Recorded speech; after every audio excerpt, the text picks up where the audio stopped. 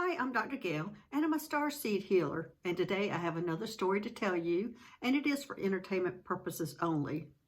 Now, Moon came and got me so we could go to the hybrid spaceship, the hospital hybrid spaceship, but we had to pick up Fred in Colorado before we went.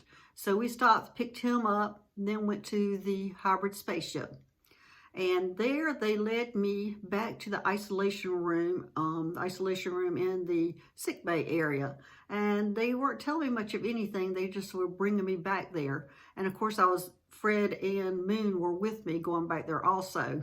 So when I went back there, there was a human in a glass, isolated. I mean, this totally glassed area where you can see them and they can see us, but it's totally glass. They're isolated in that area. And so he is just pacing back and forth, back and forth, back and forth. He goes, I'm a prisoner. I know I'm a prisoner. And he's all upset because he thinks he's a prisoner. And he sees me, and I am the first human that he saw. And I was telling him, no, you're not a prisoner. Apparently he had gotten caught in time travel, and they were afraid of him being exposed to everything on the spaceship. And now this is a hospital spaceship, so this is where he would supposedly go, but he was in a hybrid spaceship and he was not seeing any humans, so he was thinking he was a prisoner because he was in isolation.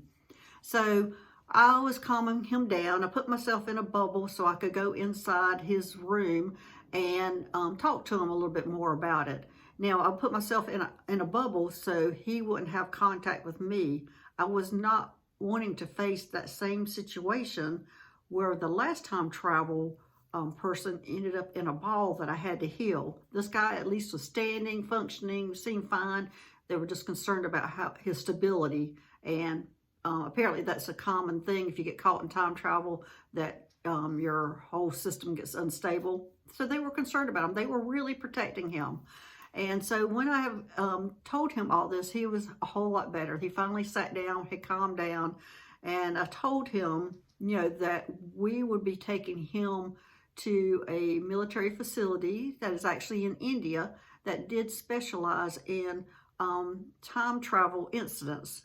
Now, if he was not healthy, he would stay there at that hospital in the spaceship, but he was healthy, and we just kind of had to keep him isolated and calm and let his body take over and eventually be okay.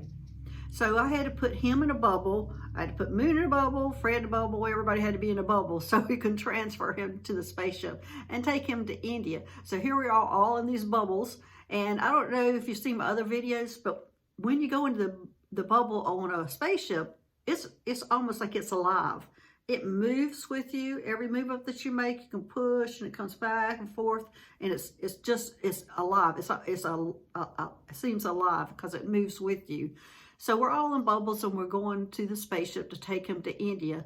Now he's very nice at this time, appreciating all the help he could get. And so we went to India, and we dropped him off 500 miles from the base that he was going to. And the reason we did that is this was supposed to be where nobody knew what was going on. They weren't supposed to know about me, Moon, Fred, him. This is just very hush-hush. Nobody can know what happened. So we dropped him off 500 miles away from the facility he was going to. Fred stayed with him until he was picked up. And then it took them only about an hour to come get him and take him back to his facility. So when they did get back to his facility, I released his bubble because he went back into an isolation room at that time, and he was safe. He was going to be okay. He was going to be safe. And this facility is used to getting these time travel people, and they only take the healthy ones and they let them isolate in that facility.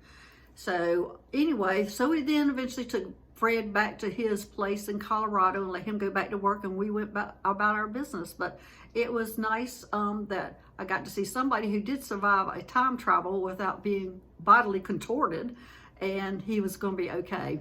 So anyway, my name is Dr. Gail. That's my story today, and it is for entertainment purposes only. Thanks. Bye-bye.